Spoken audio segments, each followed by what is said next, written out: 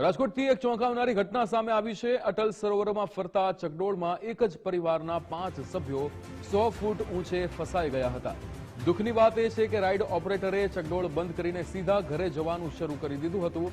રવિવાર સાંજે આ પરિવાર ચકડોળમાં મજા માણી રહ્યો હતો। રાઇડ પૂરી થયા પછી ઓપરેટરે ચકડોળ બંધ કર્યું અને લાઇટ ફેન બધું બંધ કરીને ચાલતો થયો હતો।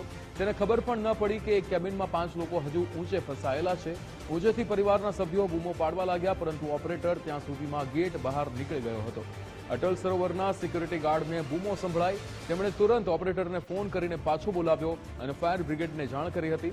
ફાયર વિભાગની ટીમ ઝડપથી પહોંચી અને લેડરની મદદથી 5 સભ્યોને સુરક્ષિત નીચે ઉતાર્યા હતા। સદનસીબે કોઈ જાનહાનિ થઈ નથી, પરંતુ આ ઘટનાએ રાઇડ ઓપરેટરની ગંભીર બેદરકારી ખુલ્લી પાડી છે।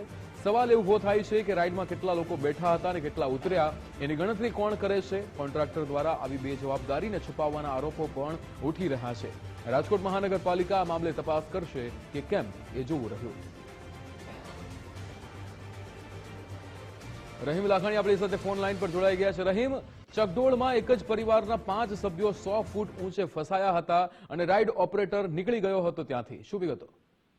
વિક્રમ, સૌથી મોટો સવાલ એ ઉત્પન્ન થઈ રહ્યો છે, અટલ સરોવર છે તે આખું કોન્ટ્રાક્ટ બેઝ ઉપર આપવામાં આવ્યું છે અને નિયમ અનુસાર જ્યારે બંધ થતું હોય છે ત્યારે ચકાસણી પણ કરવાની હોય છે। ત્યારે રાઇડની અંદર એક પરિવાર મજા માણી રહ્યો હતો અને રાઇડ ચાલક છે પોતે જ રાઇડ બંધ કરીને જતો રહ્યો હતો।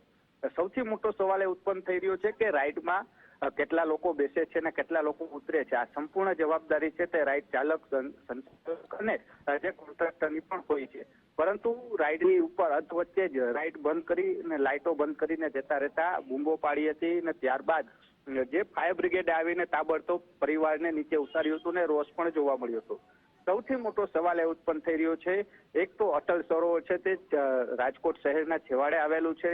જો સિક્યુરિટી ગાર્ડને આ અવાજ ન સંભાળ્યો હોત તો પછી આ પરિવાર છે આખી રાત તેને ચકડોળમાં જ વિતાવી પડે તેવી પરિસ્થિતિ ઉભી થાય। એટલે સૌથી મોટો સવાલ છે કોન્ટ્રાક્ટરની પણ બેદરકારી છે, અટલ સરોવર જે હેન્ડલિંગ કરે છે તેની પણ બેદરકારી છે।